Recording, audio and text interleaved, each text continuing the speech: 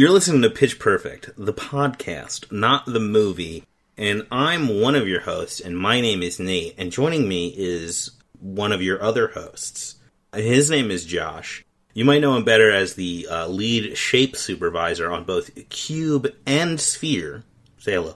Yes, hello. I also did Hypercube, the Better Cube movie. Real great stuff. I heard that really came about because you had so many radical ideas vis-a-vis shapes on the first Cube that they had to immediately greenlight a sequel, just to show off some of the great shape work you had been doing. Yeah, my first idea was Tricube, where there was 3 of them, and then Quadcube, where there's 4 of them, and then Pentacube, where there's 5 of them, and there's Hexcube, where there's 6 of them, and then Septcube, I think, what is it? Well, there's 7 of them, right? And then Octcube, of course, naturally. And then, I don't remember what 9 is, so I'm not going to go with it would be non-cube, which would be very confusing. I mean, that was also the problem with Tricube, because people kept getting it mixed up with those commercials from the Cube Council, just trying to promote using and eating cubes. You know, it was like Got Milk, but for cubes. Tricube! Got Cube? Speaking of cubes, we have a special guest with us today. We brought along Tyler, who is not a cube, he's a dome. Say hi to everybody, Tyler.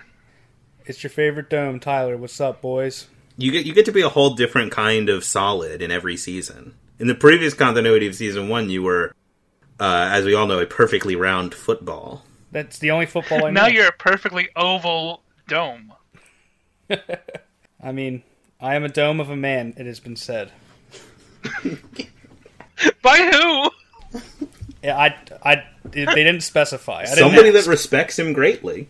Because the dome is one of the most stable shapes. And that's important for everyone to know. It's true. It's very true. What are we doing here on this podcast? Well, I'll tell you what we're doing here. And to start with, 2 vast and trunkless legs of stone stand in the desert. Near them, on the sand, half sunk a shattered visage lies, whose smile and widened eyes and wheeze of cool command tell that its sculptor well these passions read, which yet survive. Stamped on these lifeless things, the hand that mocked them, and the heart that fed, and on the pedestal, these words appear. His name is Doyle, King of Kings. Look upon his works, ye mighty, and despoil. And so we shall. Welcome to On Distant Shoyles, where my co-host and I talk about the one and only Doyle. And that's it, just Doyle. Everything is great now. No, wrong. We watched a movie this week featuring Doyle. I think it's the only movie featuring Doyle. It's called Bio Doyle. The world's first and only Doyle pick. Yep, unsolicited Doyle pick called Bio Doyle. And, Nate, why don't you tell us about Bio Doyle? Okay. Also, at the end of this season, of course, as always, we're going to pitch the perfect Doyle movie. Just gotta wait for that. It's gonna be great. That's what we do here at Pitch Perfect with Doyle. Look, for reasons I can't possibly comprehend, it's entirely possible. I didn't mean to use the words twice so close together. It's entirely possible this is the first episode of this podcast you've ever listened to. In which case, don't listen to Josh. He's wrong. No, this season is about Pauly Shore for some reason. Because someone picked it. Who could that be? And this perfectly tenable premise for this season is that we're going to watch every Pauly Shore movie and then try to pitch the perfect Pauly Shore movie. Also, we're not going to watch every Pauly Shore movie. We're going to watch a selection of them. So that has led us here to Biodome. Bio Doyle. Yes. Allow me now to take a turn and do a weird thing. As I attempt to explain to you what Biodome is. This place is a message, and part of a system of messages. Pay attention to it. Sending this message was important to us. We considered ourselves to be a powerful culture. This place is not a place of honor. No highly esteemed deed is commemorated here. Nothing valued is here. What is here was dangerous and repulsive to us. This message is a warning about danger. The danger is in a particular location. It increases toward a center. The center of danger is here, of a particular size and shape, below us. The danger is still present, in your time as it was in ours. The danger is to the body, and it can kill. The form of the danger is an emanation of cinema. The danger is unleashed only if you substantially disturb this place by watching it. This place is best shunned and left uninhabited. This place is Biodome. Our subjects, because there are no heroes in this movie-like object, are two brothers named Bud, played by Pauly Shore, and Doyle, played by Stephen Baldwin. They are weird assholes. They have unreasonably hot girlfriends, to whom they are weird assholes. After being weird assholes to their girlfriends, the girls get a modicum of revenge on them by tricking the brothers into going to a drained and despoiled lake. While returning home, they stop to pee at what they think is a mall, but is actually the Biodome. It is not actually a dome. We will discuss this more later. But it is an experiment where scientists must live in an isolated artificial environment for 1 year while attempting to achieve homeostasis. Bud and Doyle are trapped inside the dome, and what follows is the longest and most literal bout of farting around we have yet witnessed on this podcast. Bud and Doyle are weird assholes throughout, and somehow they become minor celebrities during this time. They also continually make sexual advances towards two of the women in the Biodome, but are shocked and offended when they find out their girlfriends might be going to a party where they might meet entirely hypothetical dudes. They escape the Biodome, and then re-enter the Biodome to throw a massive party in the Biodome. The party ruins the Biodome, and rightfully alienates Bud and Doyle from their girlfriends. They then forcibly lock the scientists in the Biodome with them, even though it's supposed to be shut down, because they ruined it with their party.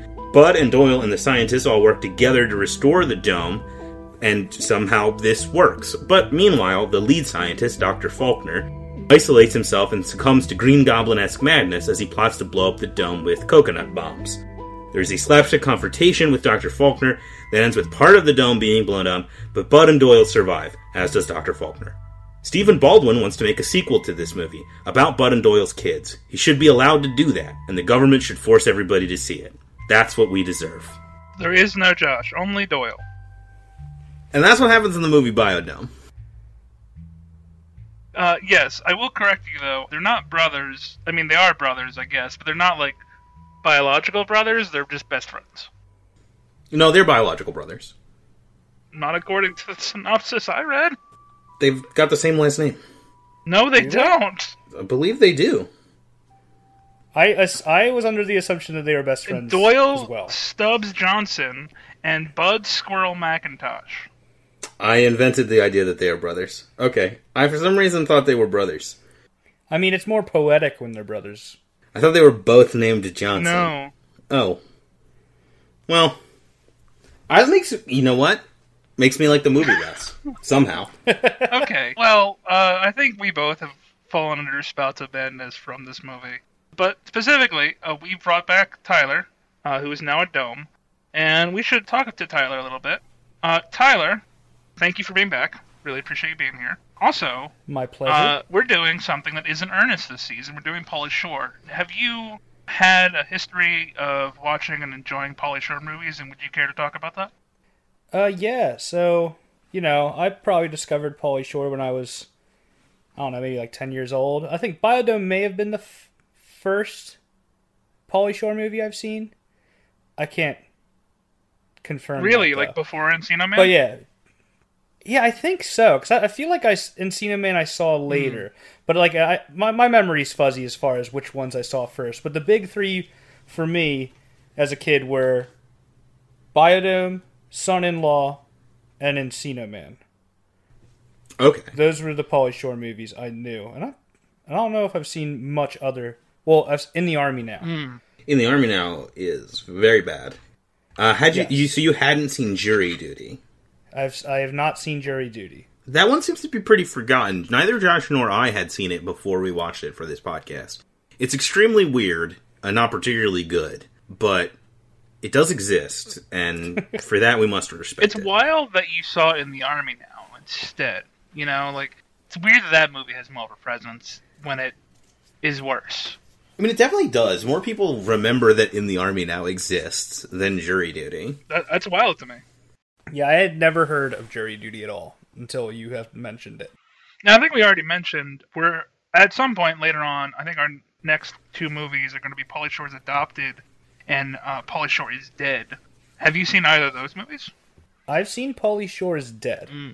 But Adopted, I have no idea what that is. Okay, cool. I haven't seen either, so you have a little bit of an insight into our future on this podcast. Doesn't go well for us. Yeah, do you have much to look forward to? Isn't it like you guys haven't seen it at all? No.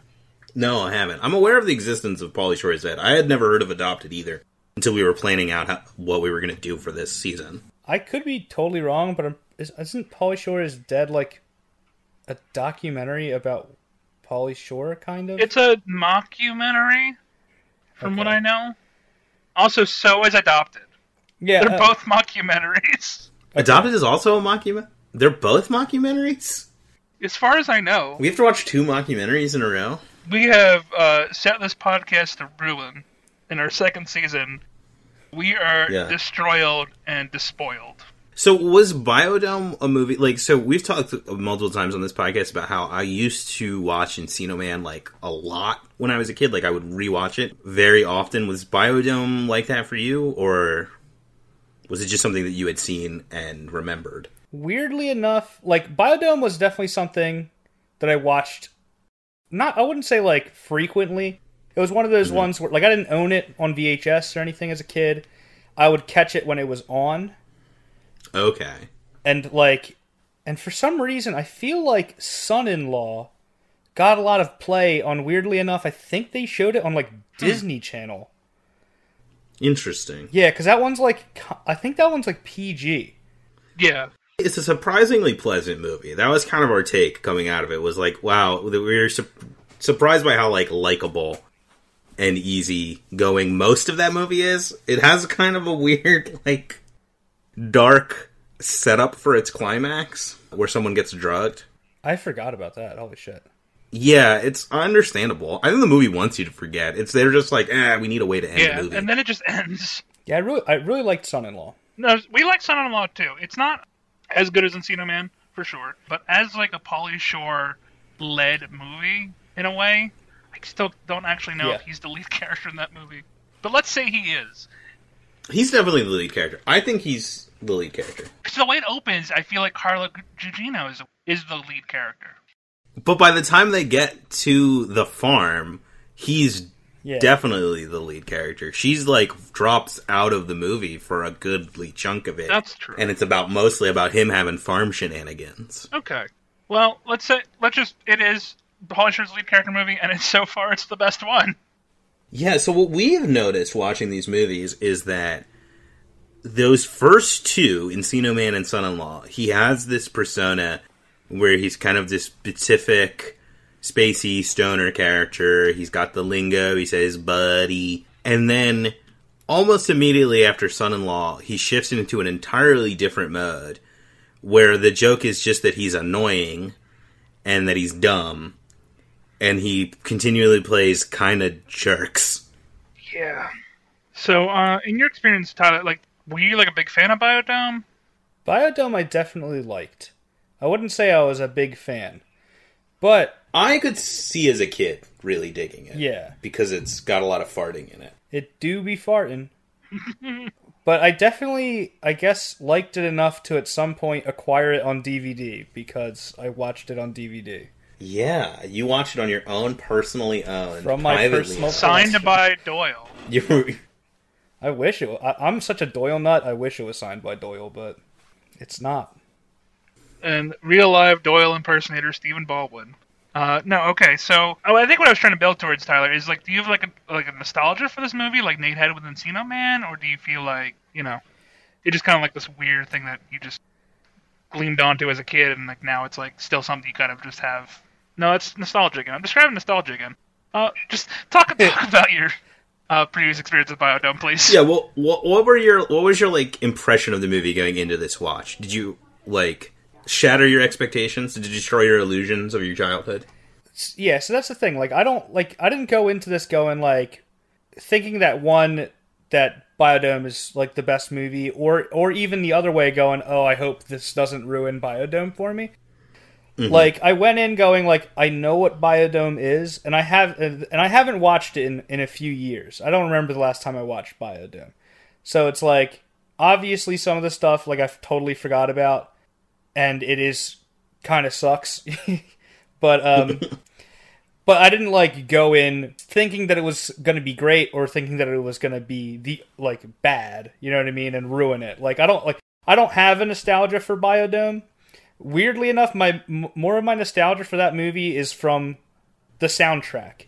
Like I brought up a couple times when we were watching, like specifically a Voodoo Glow Skull song on the soundtrack. I don't know why. I just like triggered a memory of like, oh, being a ska kid and hearing Voodoo Glow Skulls in a Pauly Shore movie and going, oh, that's Voodoo Glow Skulls. But other than that, like I'm more nostalgic for Son-in-Law. Like I really liked that movie as a kid. Like that was my Pauly Shore movie. And Encino Man is great too, but I'm not gonna act like I'm not like Nate watching that like repeatedly. Not that I didn't like it, but that was one of the ones that was like all these movies I only caught when they were playing, and for whatever reason they played In the Army Now and Son-in-Law a lot. Like I saw those two probably the most. I really hope they didn't play In the Army Now on the Disney Channel, because that would be bad. Definitely not on Disney Channel. I think In the Army Now was like in regular rotation on Comedy Central. Yeah. That is even wilder, because it's not even comedy. Yeah, no, it's like barely a comedy. But that's like where I remember seeing it, because like before, this has been outlined on this podcast. Josh and I watched that together twice within like the last like couple years. Once for this podcast, once for fun, quote unquote fun. And like most of my like memories of it were like seeing bits and pieces of it on TV going into that first viewing, and having like a mostly like neutral impression of it. Biodome I had seen before. This was not the first time I'd seen Biodome, but I had seen it very little compared to something like Encino Man. And, like, I thought the movie was very bad, but I wasn't, like, disappointed by it. I wasn't, like, really expecting more. I mean, I think these doing In the Army Now and Jury Duty really, like, tamped down expectations for Pauly Shore movies going forward anyway. Okay. Had you seen this one before, Josh? No, I had not seen Biodome before, and having seen it for the first time, I think we should just get into rating it. 10 out of 10. Best movie I've ever seen. Definitely, what else can I say about it? Just best movie ever. That's great. I love that you feel that way about Biodome. I think it's very bad, as I said before. Watching this, like, I don't want to harp on this. I know it's a thing that I've talked about a lot, but it's just like, one of the things I said to you, both of you, while we were watching it was like, it's crazy how many people are okay with their movies just like not being movies. Yes. But which I mean, like having like a real story structure. Now I know it's slightly different then. Like this movie was made in 1996, which means that they're like a year before Robert McKee published his story, and they're like a few years before Save the Cat, which is like the most ubiquitous screenwriting book currently. But like Sid Field wrote screenplay in like the 70s. They're in LA, like, somebody's got a copy of screenplay that they can read, and they can figure out how to structure a movie. Josh, you and I did this for the season finale of the first season. Like, we structured a story with, like, a beginning and a middle and an end, with rising and falling action and turning points. Yeah, and presumably we'll do that again at the end of this season, where we pitch the perfect Doyle movie. Yeah, was that hard? No. No, it's not hard. It's quite easy. If you could just follow a formula. It's fine. You don't have to... I mean, you can also listen to our season finale and see how easy it was for us. Yeah, you don't have to be like David Lynch. You don't have to upend the entire idea of a story to write a successful movie. You can just follow the formula. You can write out the beat sheet and just have a movie with like a plot. And continually, like... For this podcast, and also, Josh and I and our friend Sonny, Tyler's been to this too, we have like a sort of weekly bad movie club. And watching movies for that, and watching movies for this, and just living in the world, it's so frustrating how many movies just don't do the barest work to just tell an actual story. And this is one of them. Like, this movie is bizarrely structured. Like, I referenced in the synopsis that it's got, like, the longest bout of farting around we've ever encountered. And most of this movie is farting around. For almost none of the movie do the characters have anything approaching, like, a gull. Or a a conflict even. They just are so dumb they don't care about anything, which does not an engaging movie make. And continually throughout it, I was like, who are we supposed to sympathize with? Where are we supposed to be invested emotionally in this? And I mean, I get it. You're not supposed to be. Like, they don't care. But it's just like, it's, you, after a while, you just feel totally unmoored from reality watching something like this. Hence the Doyle bit that has consumed Josh. Doyle is love. Doyle is life. Like Josh, you like to make fun of the thing in Encino Man where they're like, they find the caveman and they go, this is going to make us popular in high school. Because, and you make fun of it rightfully, because it is silly. But at least that's a thing they want. At least there's an end goal there. Like, Dave wants to get a date to the prom. We know what he wants. What do Doyle and Bud want? At any point in this movie until, like, the last 20 minutes, they don't want anything. They're just, like, abstract forces of chaos. Which can work just fine. Don't get me wrong. I love, like, cartoons and, like, the Three Stooges and stuff. But there needs to be, like, a straight man. And there are in this movie, but they're not characters they don't have arcs. They're just, like... No, one has an arc. Okay. Where he becomes the villain. Yes, that's true. That's maybe the best part of the movie. But even then, it doesn't really make a ton of sense. And at no point does it feel, like, threatening. But, like, the last thing I really want to say about this is... There's a... I don't want to, like, go on about this with no, like, actual counterexample. But there is, like, a really definitive one. Because Pee-wee's Big Adventure, right? That is a very good movie. I think that's a great movie. It contains maybe the funniest bit in all of movies, in my opinion. But, like, we're all in agreement, right? That Pee-wee's Big Adventure is a good movie. I agree. Yeah. I love that movie.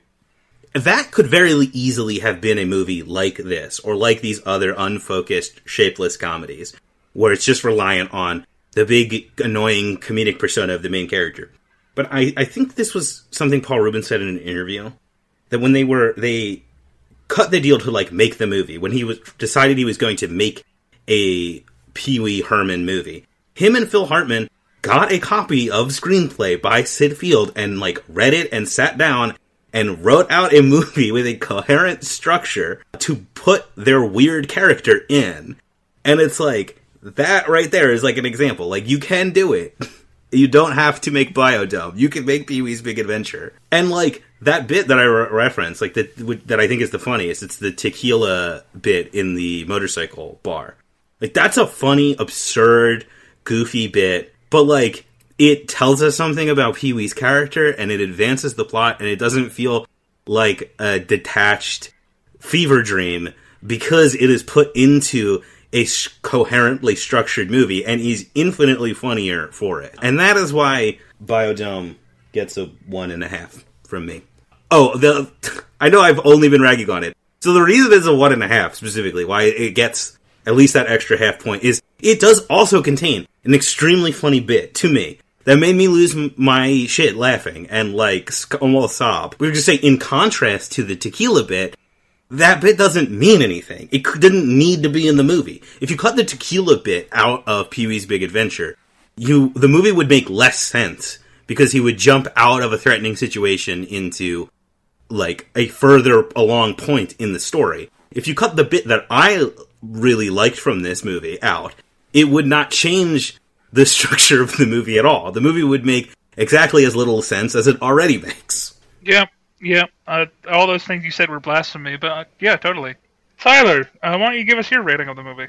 Yeah, so this movie does suck. I'm not gonna, mince words here, and I'm not gonna cut a beautiful promo like Nate just did about Pee Wee Herman. I'm just gonna say it. It's not good. And rewatching, like, for the first time, like, as an adult, I'd say, yeah, Bud and Doyle are fucking terrible people, and this movie's not good. If I had to give it I'd give it a star. I could go with not watching this movie ever again, but I still have a spot for it on my personal collection of DVDs that it's going to stay there forever. For reasons unknown.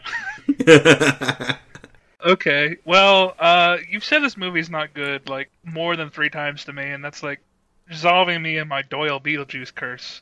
And I'm starting to agree that this movie was not good.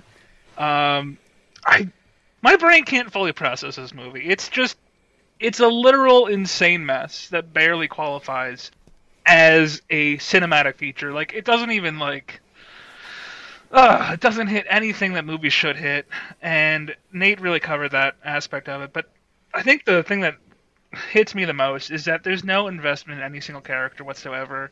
There are two developed characters, most characters that are undeveloped, and the two developed characters that we have as our quote-unquote protagonists are insanely unlikable, even when they do the bare minimum of getting through the plot. And with that, the movie accomplishes the bare minimum for environmental awareness, while also implying, and I'll get to this, a shit ton of gross animal violence, which is insane and hard to process. It's a weird recurring thing in this movie. It's like the destruction of animals. Yeah. I want to get back to what you were saying, Nate, about just having the idea of someone sitting down and writing out a script for a movie and actually putting work into it. The director of this movie, his name is Jason Blum.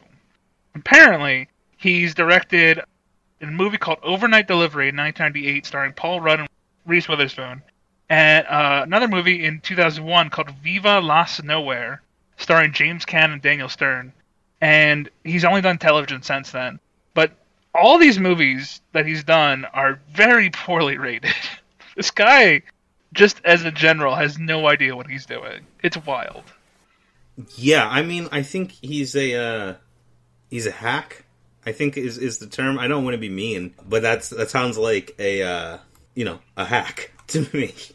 But yeah, I don't know what I was gonna say. Oh, I should say, and now that I'm broken free of my terrible Doyle curse, I agree with Tyler. This movie is 1 star out of 5, 2 out of 10. I just barely qualifies as a movie, and there are like maybe 1 or 2 jokes that are enjoyable, but it's not worth the entire runtime of the movie for those jokes.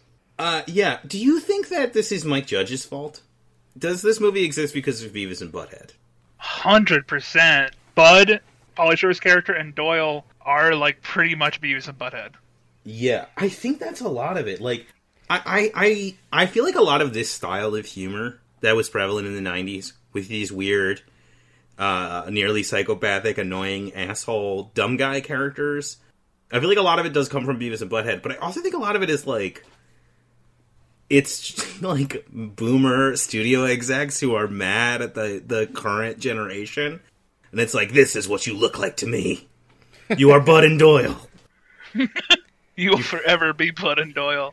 Yeah, maybe. I mean, this movie specifically, so we already talked about in previous episodes how Pauly Shore became kind of a butthead character where he's just this weird, whiny asshole in the Army now and jury duty. But in this movie, it's very Beavis and Butthead energy, specifically because he's backed up by a friend who just isn't a one-note creep, but is someone who just literally mimics everything he's doing. Yeah, they try to turn Stephen Baldwin into a second Pauly Shore. More or less. It's basically just 2 Pauly Shores. And he's bad.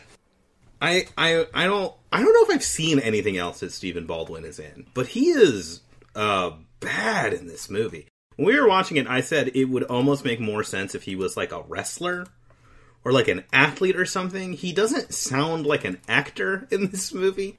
What it is, I think, is a lack of confidence. I don't want to like psychoanalyze Stephen Baldwin, but I feel like that's a make or break. Like, there are people who are bad actors because they're like not believable, or they're like over the top, or they don't like pitch at the right tone for the movie. But I think like he's got in this he's a bad actor in the same way that someone in like a school play is a bad actor, where they're just not saying their lines with confidence. And he's playing such a bonkers like character that him not being confident is like, and especially because he's up against Pauly Shore, who is very confident, even when he's delivering terrible material, it just makes him look all the worse. You know, Nate, I'm sorry, but I think you have to take a step back and reevaluate yourself and your life choices. Because you've seen Stephen Baldwin in other movies, and there are other movies that you love, including The Usual Suspects, The Flintstones and Viva Rock Vegas, and Fred Claus. Okay, yeah, you know what? You're right. Wow, I just, like, edited Stephen Baldwin completely out of my memory. Yeah, okay, I don't even know what I'm talking about. It's almost like... I don't know, it's like I got some kind of Stephen Baldwin psychic block. I mean, these are, well, exception of The Usual Suspects, these are all movies that are post-Biodome, so I don't know. But Usual Suspects came out a year before Biodome. What a career this gentleman has. Did you know that he directed a Christian-themed skateboarding DVD called Livin' It? I did not know that. He did that. It's not, just to be clear, it's not a skateboarding movie. It is like a tape. Like, it's like just skateboarding footage, and then Stephen Baldwin gives like a sermon, I guess. That's so weird. Extremely weird. That's got to be like he had a DUI, and then he's like, okay, I gotta stop, I gotta find God, and then it was like, I gotta get these kids into God, and kids love skateboarding. That's the only thing I can think of. No, I that sounds 100% believable to me. Let's be really mean to Stephen Baldwin for a second, even more so, and let's look at what his brother was doing this same year. Oh, really? Not actually. It's fine. You know what? He can take solace in this, because the same year that Biodome came out, Alec Baldwin was in The Juror, Heaven's Prisoners, and Ghosts of Mississippi, and I don't think any of those movies exist. Yeah, nope. It sounds all made up. Biodome exists more than those movies, so good job, Stephen Baldwin. That's true. Okay. Do you guys want to get into high and low points? Sure. Okay. Tyler, do you have any high points for this movie? Okay, I'm not going to say what exactly the high point was, because it's not so much as a part of the movie as a part of how Nate lost his shit. Do we all have the same high point? That wasn't... That part of the movie wasn't my high point. Nate's reaction to that part of the movie was my high point. Oh, okay. Yeah, I think that's what I'm trying to say. Alright, so we're going to just talk about this stupid, incredible... Here's the thing. I laughed very, very hard, to the point where I just straight up lost it. I couldn't control myself. I was, like, sobbing at one particular joke in this movie. And the thing is, I'm going to explain what the joke is. And it's not going to make the movie look better. It's only going to make me look worse. Because here, it's like... not only is it a joke in Biodome, but it's also like a Family Guy style cutaway joke. There's a lot of those in this movie. There's a part where they've been causing chaos in the Biodome, and they're given a talking to by what will become the main antagonist of this movie, Dr. Faulkner, who's played by William Atherton, who probably is most known for being Walter Peck in Ghostbusters. Mm-hmm. And he's trying to tell them what they can and can't do, and he ends up saying, you know what? Anything you did at home, you can't do here. And they're like, anything? And then it cuts to a flashback where they've got like a dog, like a cockapoo or something, like a fuzzy curly-haired dog, and they're shaving it with like shaving cream and razors. And they're like, shave the puppy, like chanting that over and over again, and like putting the dog hair on their faces. And that made me lose it. And just because it's so absurd, it's like, well, I like absurd jokes, and it's like, why did they do this? Are they sad that they can't do it here? Why would they want to do it here? Like, all of those questions bubble up, and I just broke at that point. And it just got me. And that, for me, is the high point of the movie. And yes, dear listener, loyal listener of Pitch Perfect, yes, it's another weird joke that involves an animal. I don't know what's wrong with me. Well, we're actively going to prevent you from making this the highest point of the season, for sure. But that's my only high point of this movie, is that weird season where we lose our minds. I don't have any other high points for this movie that I wrote down. There's nothing. I do have an actual high point. Oh, good. Save us, Tyler. Something that we can actually talk about. Good. It's the safety dance montage. I agree. Okay. That's probably my favorite part of the movie. It's so dumb. Why are they all dancing like that? Can you explain it to us? Can you explain how it happens in the movie? Because I know how it happens in the movie, and the setup for it is wild. All right. So, as Nate mentioned in the synopsis earlier, they throw the party at the Biodome to, I guess, stop their girlfriends from banging swimmers. That's besides the point. They trash the Biodome. They realize that they're dicks, but only about that specific thing, about ruining the biodome. Not that they're dicks their entire lives. They realize the consequences of ruining the biodome, I guess. And then so they're like, oh, we gotta fix all the stuff that we ruined and be I guess, okay people. And so they start trying to rebuild and fix the biodome, and then they have a speech to the Biodome 5, or I guess it's 4 at this point, because I think Faulkner already left. Yeah, he's gone into the crawl space to be the Green Goblin. And they, with a rousing speech, convince the scientists to stay and help them fix the biodome. And then the safety dance just starts playing. No. And they all start... No, there's more setup to it than that. So they lock the scientists in the biodome with them. Doyle eats the key. Okay, yeah. The guy who owns the biodome is trying to get them out, and they try to force them out by loudly playing safety dance over speakers at them over and over again. Yeah. I totally blacked that out. They set it up by saying, we know a way to get them out. We'll play this noise, and that'll definitely get them out. And then they never cut back to them realizing the plan didn't work. It's safety dance. How the hell did I miss that? Yeah. I just heard safety dance and I was like, cool. This song rules. See, that would have been better, right? Because you just set it up with it's just a montage, right?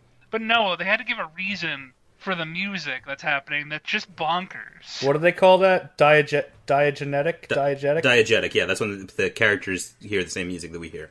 I disagree, Josh, because I think because of that setup where it's supposed to be something that annoys them and makes them leave, and they respond by reenacting the safety dance video complete with inexplicable, little person in a pirate outfit who is only in one shot and never shows up again.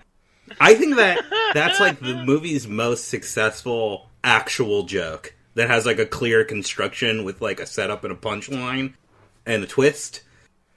Yes. I actually do vastly prefer it over it just being a disconnected, absurd, they start dancing to safety dance bit. I guess. I think at this point in the movie, my mind just lost all ability to process things. Yeah, I literally and we're just heard your why brain... not do that? I heard your brain break when you saw that little person. And you were like, what the fuck? Where did this guy come from? Is he wearing a pirate suit? Yeah, they're all in a line. They're doing if you're not familiar with the safety dance, just watch the video for safety dance. They're just doing that, and there's just this dude all of a sudden. I think he's even waving a flag, and then he's leading the conga line. Yeah, and then he's not there. It completely breaks the rules the movie has set up because they're supposed to be alone and stuck in the biodome. I actually also have another high point, sort of. Okay. I don't think it's super successful, but I do kind of like Faulkner's turn into being a villain. I like that someone actually gets so annoyed with the nonsense of these characters in these movies that it breaks him in the way that it broke Josh.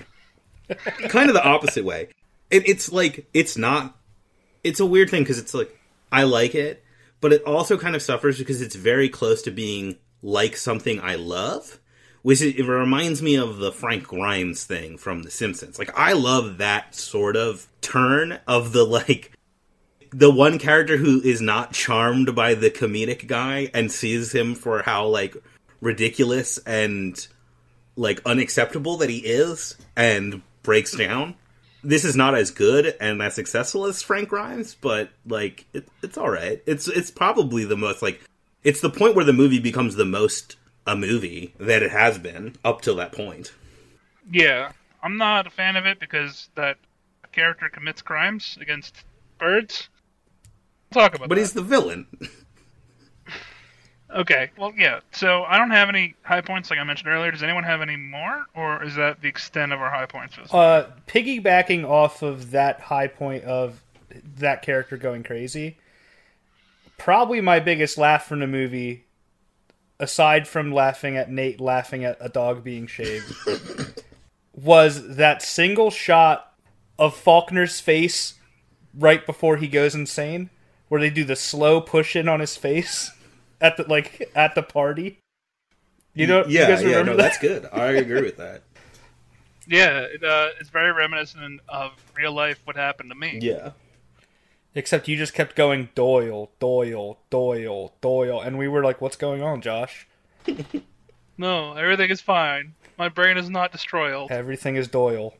Okay, so previously on Pitch Perfect, the podcast, not the movie, we lost our minds in a way that wasn't Doyle related, where we split up high points of our season between two separate characters. Yes. We had the Weasel, and we had the grungy asshole. Yeah. The grungy asshole being the Pauly Shore from the most recent movies that we watched, and the Weasel being the Pauly Shore that is from Son-in-Law and Encino Man. Our season high point in general from the Weasel is, of course... you know what? Actually, Tyler, let's see. I don't think you've listened to our earlier episodes. I want to see if you can guess what our Weasel high point is. The Weasel high point. Yeah. So we're sort of splitting off, like, the son-in-law Encino Man character is the Weasel, and then afterwards he becomes the grungy asshole who is the protagonist of the later movies. Yeah, I want to see how well you know Nate, specifically, Tyler. What is the high point that we have latched onto since... I'll give you a hint, the beginning of this podcast for this season. I mean, if I had to guess, it'd be Wheezing the Juice. Ding, ding, ding. Yes. You got it. It is Wheezing the Juice. Oh, God, Josh, please don't do that ever again. Wheezing the Josh, am I right? Josh. Wheezing the Josh. Have you guys ever tried Wheezing the Juice? Yes. Oh, seriously? Josh, you've done it, right? We've all done it. 100%. Okay, We've cool. all done it. Just got to make Whom sure amongst that... us has not wheezed the juice? Let he who is without juice cast the first stone. Cast the first wheeze. Yeah, so that's our Weasel high point, and then our grungy asshole high point is from Jury Duty with Peanut playing Jeopardy. Just the whole arc of Peanut playing Jeopardy. Oh, yeah, you've described that to me. We have to... So what is our high point for this movie as a whole, and does it outclass either of these high points? Look, for me, far and away, the high point is the dog shaving scene. And I gotta be real. I have to be real. I respect the thousands and hundreds and millions of pitchamaniacs that listen to this podcast. And I have to tell you that I laughed harder at that than I have laughed at anything for any of the movies we've watched here. Any of the earnest hijinks, even harder than Wheezing the Juice. Now, I'm conflicted, of course, because I always am, because I am human. Wheezing the Juice has brought me so much joy over the years that's hard to compare it. But in terms of, like, for this podcast, like, we watched Encino Man for this podcast, and we watched Biodome for this podcast, and when Wheezing the Juice happened, I chuckled mostly out of recognition, because I've seen it so many times it's kind of lost its comedic punch. Its comedic juice, if you will. And I watched the dog shaving scene, and I nearly died. So, I kind of think for me, it's a higher high point. I don't think it's a useful high point, because it's nothing. Like, it's not a thing to shoot for.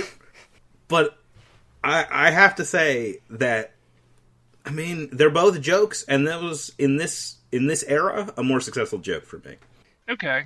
Tyler, out of your high points, do you have another one to nominate against shaving the dog as the high point of Biodome? Shaving the dog. I mean, if we're going for Weasel high points or... No, just general high point. Like, so what would be your high point of Biodome? And then we'll compare it to the ones I just listed for Weasel and Crunchy Asshole. I still think the safety dance is, like... Okay. It's not funny. Like, I mean, I guess there's the shot of the random little person that really catches you off guard, but, like, I don't know, I have, like, a fondness for that scene. The distinction we usually go to on this podcast is something like that is amusing, but not necessarily funny. We've encountered a lot of moments that have been more amusing than funny, because we have to make ourselves pick high points for the movies. Do you agree with Nate that shaving the dog should be the high point of Biodome in general, or do you feel like your answer is better? No, shaving the dog, like, okay, we definitely all, I mean, I think more so Josh, you and I laughing at Nate's reaction, yeah, than just the actual scene of shaving the dog. Okay, I shudder to think what the people who... If there are people who listen to this podcast who don't know us in person, which there must be because I just said there were millions of them, I can't imagine what they think of me. Like, you weren't here for it, Tyler, but like when we did Earth Goes to School, my high point of that movie was just one shot of a pig, like a potbelly pig wearing headphones. Yeah, and our guest at the time agreed with him, and then he immediately regretted it. Yeah. Okay. So, let's, alright, so, I have no Doyle in this fight, so we're going to say that the high point of Biodome is shaving the dog cutaway. Do we think that is a better high point? Since we're in the grungy asshole era, I don't know if we're gonna compare this to the Weasel era, so we might just say wheezing the Joes in general. The Weasel might be dead. We'll talk about that later. But for the grungy asshole era, is the shaving the dog cutaway better than the dog playing the Jeopardy arc? So similar. I wonder why, Nate. I'm a terrible influence on this podcast. I don't even like dogs. Like, I'm not a dog person. I'm very much not a dog person. I think shaving the dog is funnier, but if we're thinking about the premise of this podcast, like, I would have a greater desire to include something like the Peanut winning at Jeopardy because it's a character arc, weirdly enough. It's like a payoff to a movie-long thing that's, like, set up. Like, I went through my whole fucking rant about story structure. I would be a real fucking hypocrite if I abandoned it in this moment to say, no, actually it's the disconnected, absurd thing that doesn't advance the plot or pay off in any way is better. So I think I have to vote for the other dog, the non-shaved dog. I agree with you. I haven't seen Jury Duty, but just your description of that scene alone, I'm going to say is better than shaving the dog. I don't know. I think that just the imagery of a dog on Jeopardy is very funny to me. It is very funny. It's also very funny that that's the way they end the movie, with a still shot of a dog winning at Jeopardy. It is the last image of the movie. As far as weird endings to bad comedies go, it's up there for me with the ending of My Five Wives starring Rodney Dangerfield, where the last thing that's said is a joke to camera about how small Rodney Dangerfield's dick is. Okay. Yeah, no, I think we gotta stick with the dog playing Jeopardy. So unfortunately, we gotta throw the Doyle out with the bathwater and get rid of the shaving the dog scene. Sorry, the Doyle out with the dog hair. Nate alone. Okay, so let's get into low points then. Because I could start with a huge crime. Sure. That made me lose my mind and have my skeleton shoot out of my body into space, into the next galaxy, and then back, destroying what was left of my body and just having a charred skeleton. Your skeleton popped out of your body and did, like, a fucking special move from Injustice. Yeah. Went up, around, came back, and destroyed my whole skin. Yep. But somehow it didn't end the match. You still had, like, a little bit of life left. No, that was the X-ray. Oh, okay. No, so what is this? What is this horrible crime? This horrible skeleton expulging crime? So, apparently, Doyle and Pauly Shore's fantastically named character, Bud Squirrel McIntosh, live together and are roommates and just do nonsense together. And at one point, they're just sitting out watching TV. And, yeah, you know exactly what I'm going to say. Bud is putting one of his own feet inside his mouth to use his mouth to pull out nasty toe jam, and extends his other foot to Doyle, who puts another person's foot in his mouth and chews on toe jam to get it out. I think he's just biting his toenails. Yeah, toenails. But it's still... Nolan does... Bud was like saying, hey, no, get the crunchy one. He said, get the one with the corn. Yeah, and he's like literally getting the corn. But he literally had, like, there's a close-up of Doyle's face when he has a toenail, like, in his mouth. Like, you see it on his tongue. Yeah, this is horrific. It is repulsive. It is, by golly, I think the worst thing I've seen on this podcast. And I've seen a lot of bad things on this podcast. I gagged. I, like, literally gagged. Me too. It was, yeah, no, it's no good. I'm not big on gross out, well, I don't know, I might be a liar if I say that. I was gonna say I'm not big on gross out humor, but, like, I can appreciate when it's done well. I'm more of, like, a slime and goop kind of gross out humor guy than I am a toenails and bodily fluid type of gross out humor fan. And this was awful. Yeah. Listeners of this podcast, if you're still with us at this point, will know that I lost my shit at Ernest in the Army where his lips came off. Oh yeah, this is worse. This is 1,000 times worse. I'd rather sit through a marathon of a TikTok of Ernest peeling off his lip than rewatch this shit. Just set to some hip hop song. Just and they're adding the sparkles, a fan cam of Ernest pulling the skin off of his lips. Yeah, no, I'd rather watch that. I'd rather be tortured by that than have to watch this specific scene of Biodome ever again. My God. Yeah, I already sort of said, I think maybe the worst part of the movie is just how bad Stephen Baldwin is in general. And I don't really have, a specific example of him, being bad. It's just kind of, all his line deliveries are sort of subpar. I do have a particular moment that's just bad in the movie, which happens very early on into them being in the biodome, where they just climb into bed with two women. Yep. Not cool, not funny, very bad. There's more too. But it's indicative of so much that's bad in this movie, which is they are mega creeps to these ladies. But then also we're supposed to feel bad for them when I think we're supposed to feel bad for them when they think their girlfriends are cheating on them. Mm-hmm. It's never resolved. They don't ever have a conflict about this. There's one scene late in the movie where, for no reason, completely inexplicably, those two women, the two scientists, come onto them. And Bud rejects them, but Doyle doesn't. But Bud rejects them on Doyle's behalf. And I guess that's supposed to be a moral victory? Yeah, just all of that. And that was after they made out with them. Both of them they made out for a bit. Before he rejected. Yeah, and Bud pulls the one off of Doyle, and Doyle's making out with the air. And then he has such intense blue balls that he with his pants on, to be fair, pounds his dick against a metal door over and over again. They both do. Yeah, it's wild. I want to dig into those two things separately as low points. The first is that they sneak into a woman's bed while they're sleeping to spoon them and grope their chesticle area, which is, by itself, awful. Yeah, bad. Secondly, the idea, again, that for doing the bare minimum of effort, they win women as a prize is awful as an idea, fully. Not that they just get their girlfriends back, but they win two separate other women who are barely characters that are now just into them for some fucking reason. They're and they're we've known you for a year, now we love you. Yeah. It's so awful. And then thirdly, just in general, the idea of the movie trying to be oh, we're worried that the girls might go out and get seduced by kegs and hunky boys, but, we're just going to creep around these women and do whatever the fuck we want.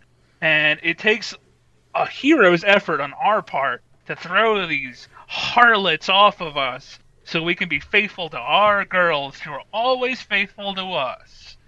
And it's dear God, that is so backwards and awful, and I hate it. Yeah, it sucks. Yeah. So yeah, those are huge low points. Tyler, give us some. Well, yeah, just that big skeevy moment is a very big low point. Also, interestingly enough, that scene of them crawling into these women's beds is highlighted in the trailer for this movie. Oh my God, why? That is in the trailer. It's what are these guys gonna do next? And then shows them creeping into sleeping women's beds, and then cuts to the women screaming and them getting thrown out the doors into the hallway. That's supposed to endear us into watching the fucking movie? Oh my God. Josh, 90s. What could they possibly have shown you in the trailer that would make you want to watch this movie? Them shaving a dog. Yeah, them shaving it. Well, I'd be give me 12 tickets. Doing the safety dance. I don't know, that montage of them being weird assholes where they Tarzan through the trees. That's true. There's a lot of smoking in this movie. I don't know if that's a low point. I don't want to be a prude. But it's they just smoke a lot. I don't know. It's weird watching that now. Where it's almost impossible to show somebody smoking in a movie now. It is weird when you see people light up a cigarette. Like, that's the first thing they do when they get in the biodome. Like, that's kind of a funny joke. You get in, like, oh, it's environmentally, and they're, like, immediately lighting up a cigarette. That's kind of funny. Yeah. Oh, I got a low point. As alluded to in my synopsis, it's not a dome.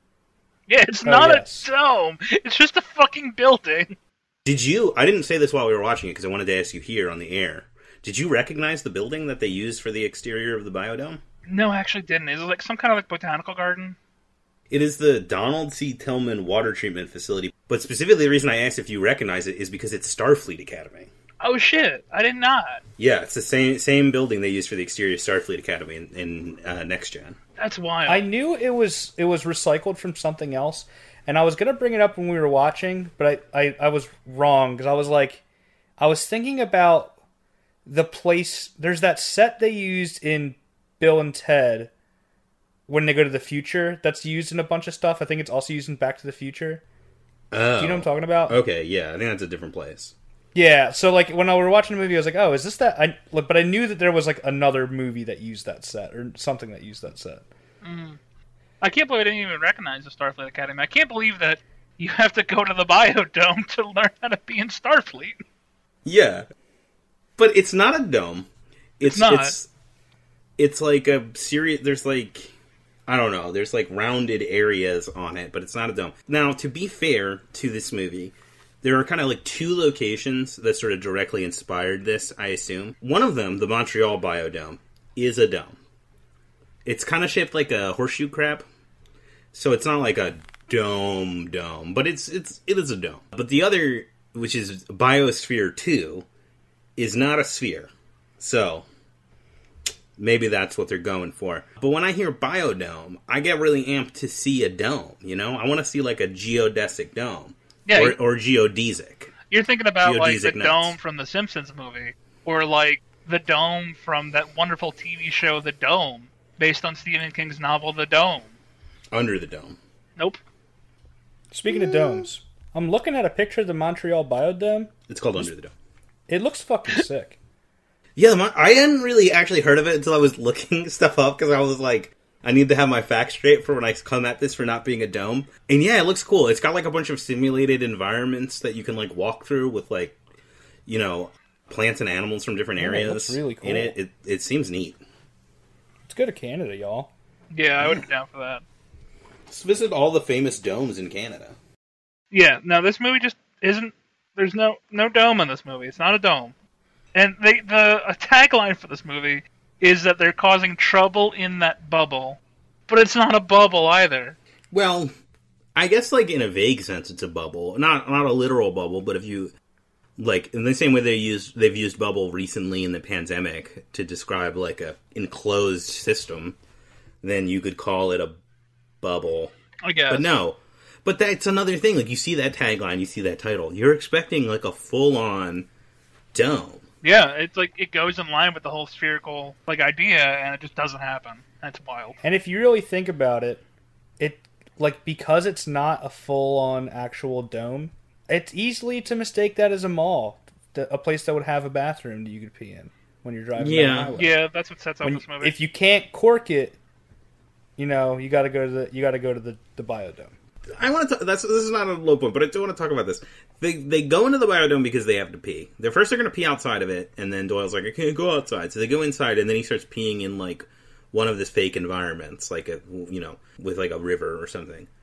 Yeah. But like, is there not a bathroom in the biodome? Also, like, if he can't go outside, why is he going in a simulated outside? That's true. Exactly. But maybe that's a commentary. Running water. I don't know.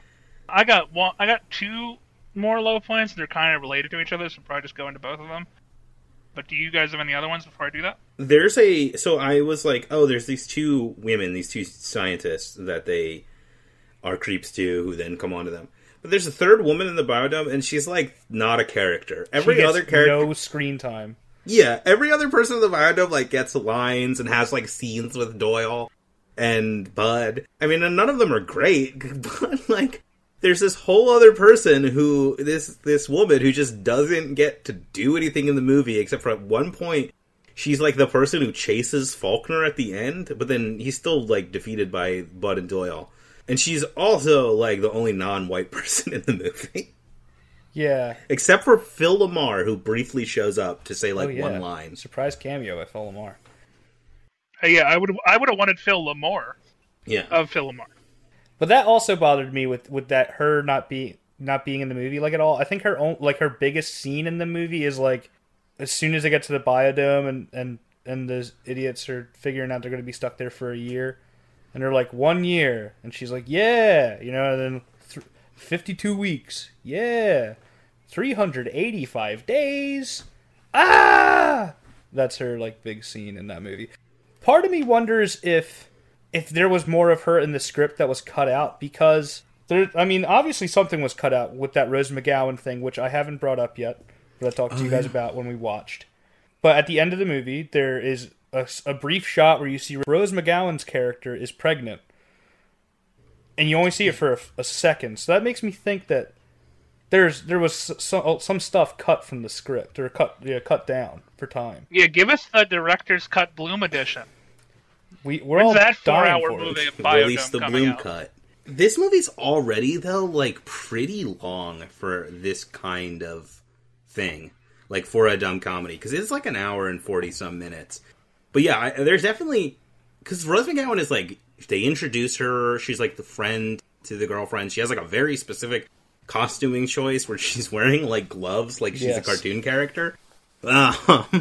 And then she just, like, isn't really at all in the movie until she's just in the crowd in the last scene and is inexplicably pregnant. Yes. So, yeah. They must have cut a bunch. She's standing with another character who was introduced. Like, he has his arm around her, kind of. Mm-hmm. So, that makes me think that there was something going on there, but who knows? I mean, to just, give the argument against that as just a whole, is that, like, it's just maybe it's just meant to show the passage of time because it's been a year. But, I mean, it is an odd choice, so who's to say? Okay, I want to get into my just combined last two low points that really stand out for me in this movie. And it's something I already mentioned.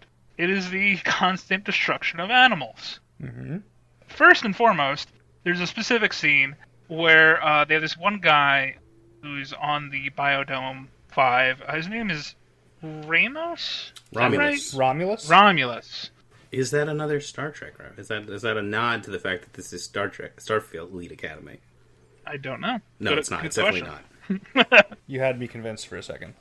He's a lepidopterist. A lepidopterist is someone who studies butterflies. He's invested in these two butterflies that he has specifically because they're like the last two of a certain species. In this movie universe, anyway. In real life, they're just tiger swallowtails, which are extremely common butterfly species. Anyway, he's really invested in that. He's telling Doyle about it. And then Bud and Doyle just, like, they're playing hide and seek. And Doyle and Bud are just, like, running around the lab, just like, destroying everything. For no reason, like, intentionally throwing all the butterfly aquariums onto the floor and smashing everything when they're just playing hide and seek. And then later, they feel bad about it. So they're like, we'll help you get it back by putting up a giant piece of flypaper to collect butterflies. And they collect, like, hundreds of butterflies and, like, also a bird that are just dead. And Romulus rightfully screams bloody murder. And then the movie just moves on. Yeah. Also, or when they're introduced, like, very early on, and they're, like, driving to the Biodome, or they're driving to where they think they're supposed to go, and then they end up going to the Biodome, Bud just lights a firecracker and throws it out the window, and it explodes a jackrabbit. Yes. For no reason. That just happens. And it's a very fake-looking jackrabbit, but it does happen. But there's also just so much implied animal death, including a story from their childhood where Doyle lied about Bud's cat eating Doyle's pet turtle. So the cat got put down for that. But what actually happened is Doyle stepped on the turtle and crushed it. So that's two more implied animal deaths. In addition to a local legend story of Bud accidentally using a chipmunk to light a house on fire. I'm not sure exactly what the details of that were, because I kind of, at that point, went insane. But there was specifically chipmunk death that resulted in, like, houses being set on fire. Yeah. And then also... Wait, hold on. I want to talk about the chipmunk thing. Because okay. I want people to understand that that's the same scene as the goldfish thing. They're having this... They have been exiled to the desert section of the biodome and are dying of dehydration or something. And they're going back and forth and be like, they're confessing their sins. He's like, do you remember this thing? Do you remember your turtle? I killed your turtle. And that's his confession. And then the very next thing that happens is he says, do you remember when this chipmunk got inside of this garage and ate a bunch of gasoline and exploded and died? That's like immediately following the story about the dead turtle and the dead cat. And then the joke is that he didn't have anything to do with it. He was just asking him if you remembered it because he thought it was cool. Yeah. Yeah.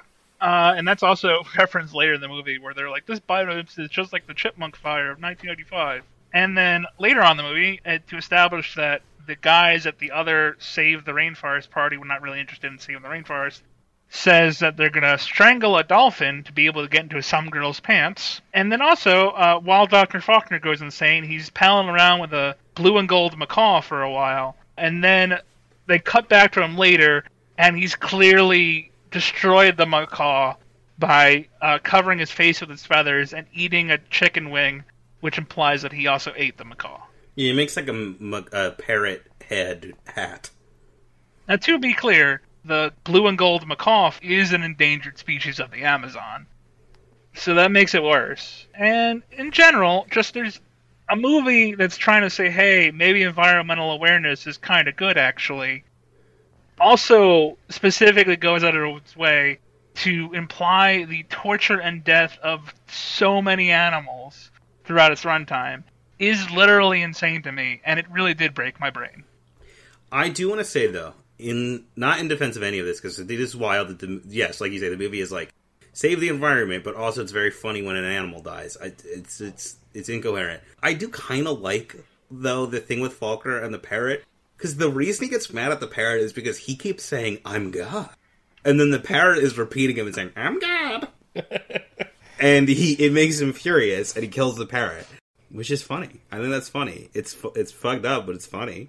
Okay, that's the extent of my low points that I can really point out. Does anyone have any more before we decide on what the low point of this movie was? I don't know if I have any more specific ones. Tyler?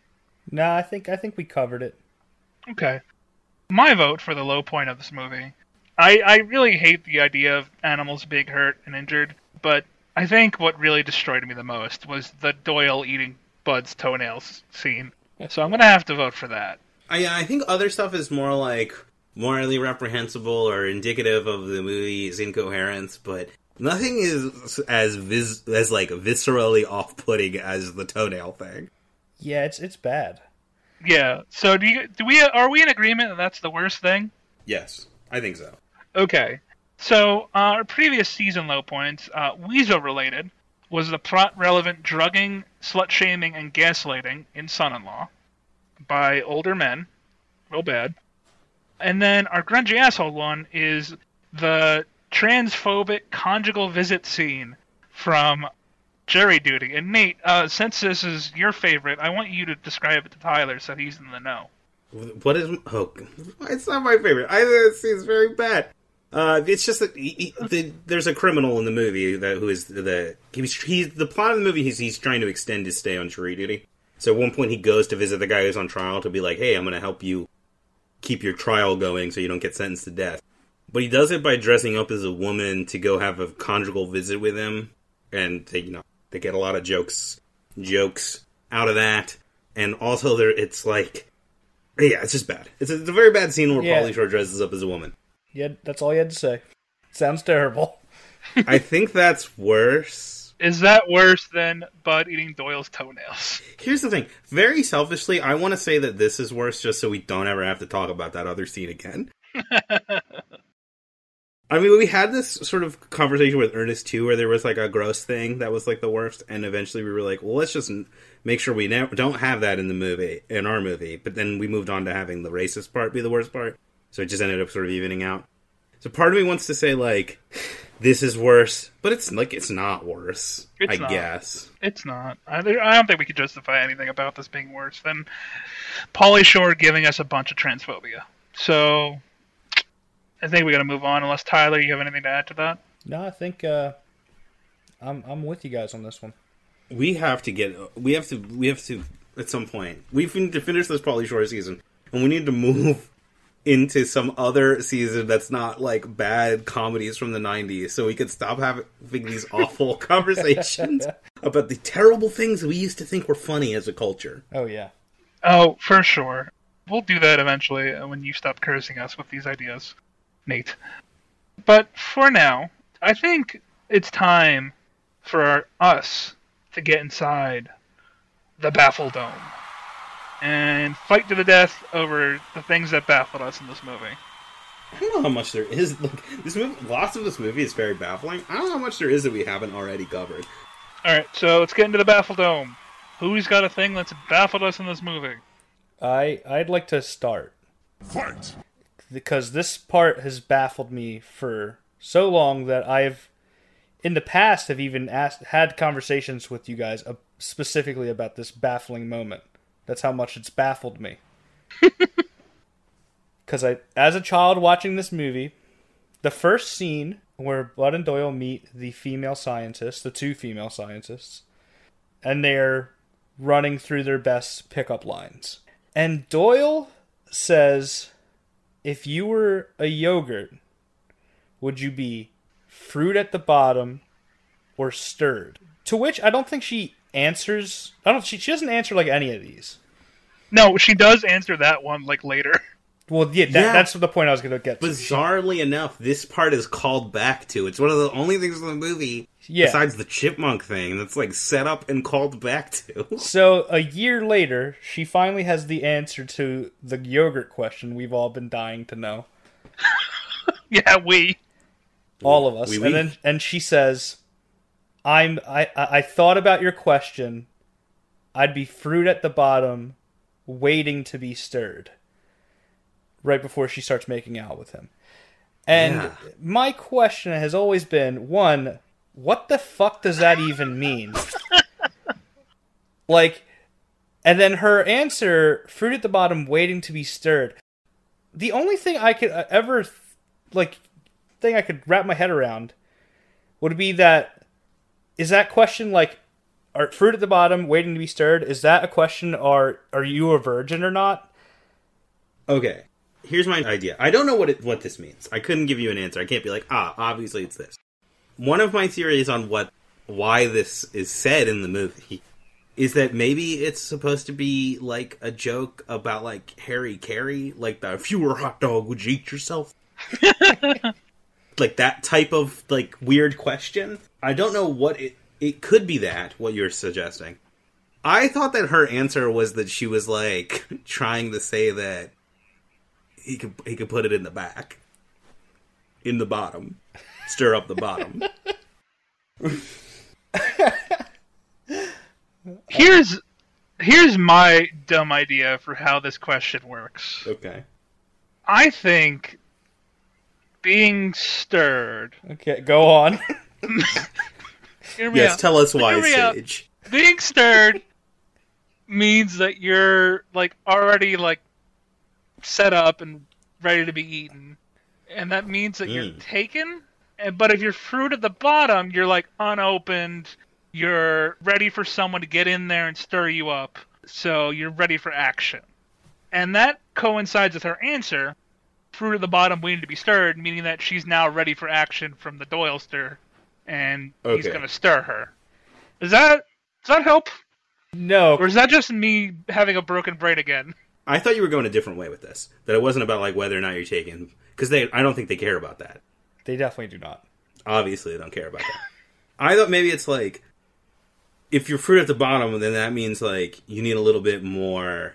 You need a little like romance, a little foreplay to get things going. Whereas like if you're stirred, then you just pop the top and you're ready to rock. Ready to go. That makes sense. I don't know. Or here's the thing: it's just a stupid. Yeah, but this is a perfect thing for the Baffle Dome, because literally has baffled me since childhood. I remember seeing this movie. Yeah, I think you've specifically asked us this question before. I did. I definitely at some point over the years I brought this question up because it's always eaten away at me. Like, what the fuck is this question? But for real, though, to both of you, I do have to ask. Are you fruit at the bottom or are you stirred? What kind of yogurt are you? I'm a Go-Gurt. Yeah, I'm Jell-O. That's the best answer. I'm a Danimals drinkable yogurt. You would be a Danimal. I don't know what that means. Yeah, you would be, you slut. Yeah. I'm a Danimal waiting to be slammed. Slam that Getting Danimal. slammed down big style. Okay. I have one, which puzzled me more than I think it puzzled either of you. But it did help break my brain. The whole free mahi-mahi bit is confusing to me. I mean, I don't even know how I guess it's supposed to imply that these guys are idiots. But the way that they're establishing it is... First off, they do rock, paper, scissors to determine who's going to get hit in the head with a textbook to get out of doing environmental charity work with their girlfriends. It's settled on Doyle, our saint and savior, and Doyle gets hit in the head, and their reasoning for why Doyle is injured and can't join them on their trip is that he went insane and thought the mahi-mahi that is like clearly a plastic mahi-mahi on their wall, it was real, and he had to take it off and set it free. Free mahi-mahi, free mahi-mahi. And he bumped his head, and that's why he's injured. Firstly, why is that a good excuse that your boyfriend is so dumb that he decided a plastic fish needed to be rescued off his own wall where he lives? Secondly, why wouldn't they just hit him over the head with a mahi-mahi if that was going to be their excuse? Why use a separate thing to hit him over the head with? I mean, the whole hitting each other over the head is totally unnecessary, because he didn't need to. He could just act like he got hit on the head. Or did he? Did he say? He's faking it anyway. Yeah, no. I wasn't like confused by it, but it is like weird long walk to get to the end result, and it requires Pauly Shore to do so much babbling in that scene to just like ramble out this inane story about the mahi-mahi, and like I remember watching it and just being like, what's the joke? I think the joke is real. Getting Pauly Shore to say mahi-mahi as much as humanly possible. Like, I think that's supposed to be funny. Yeah. Did you notice he corpsed a lot in this movie? He definitely corpsed, I noticed, when he slapped him. Yeah. At the end of it, when he was trying to get him to stop making out with the girl, he slapped Doyle. And he's out of focus, but he corpsed so hard in that scene, I noticed that. There were a couple of times where, and it was like, specifically at stuff that Stephen Baldwin was doing, and I was like, well, I'm glad you're enjoying his antics, Pauly Shore. Can we, just for the audience at home, and also for Josh, who's a little bit confused, what is corpsing? It's when you break in a scene, like when you smile or laugh in a scene. Yeah, you're trying hard to not break. Okay. Yeah, I just called that breaking. But yeah, totally. He does that a lot. So yeah, that's my entry to the Baffle Dome. Because it's just such a weird-ass walk. It doesn't make any sense. It's completely bonkers. And also, it's another one of those things that pays off at the end of the movie where they assume the position in the Dr. Faulkner as, like, per assuming the position to be hit with a textbook. It's wild. Most of the stuff that baffled me has been covered. I do have one, which is they become celebrities. Yeah, that's so weird to me. I'm not necessarily confused by the fact that they become celebrities. Like, it's dumb, but it's a thing that I understand happening in the movie. But It's weird that it happens, but also it doesn't mean anything or add anything to the movie. It doesn't really lead to, like, a meaningful conflict. They don't really use their fame for much. I guess maybe we're supposed to believe that the reason all those people show up to the party is because they're famous. But it's just like They do put so much work into it for how little it actually matters in the movie. Like, there are t-shirts designed and shown on screen of them, like, in, like, a character. Yeah, the action figure? Yeah, there's an action figure. Like, there's so much, like, shoe leathers expended on establishing them as minor celebrities for it to ultimately mean basically nothing. I think the whole them being a celebrity is supposed to play into the idea of Faulkner going crazy. Oh, okay. Like, because he wants to be the big head scientist guy that everyone looks up to, and then he's like upshown by these idiots who become celebrities just for being there. I can see that. It's wild to me. Like, I get, like, in character for them to be like, hey, you should make an action figure of us to the guy that owns the Biodome and sell it and do all this other stuff. But it's wild to me that they follow through on that. And it's not wild that the character suggested because they're hapless idiots. But it's wild to me that they're like, yeah, that's a good idea. We should do that. The movie is very inconsistent on how much I don't know what the word is here, but there's like in comedy, right? There's like a level of buy-in that everyone else has. And like generally, like a movie is more absurd the more everyone buys into the weird character and accept him as being real. To reference Pee-wee's Big Adventure again, right? People are generally very accepting of Pee-wee despite him being a super weird character.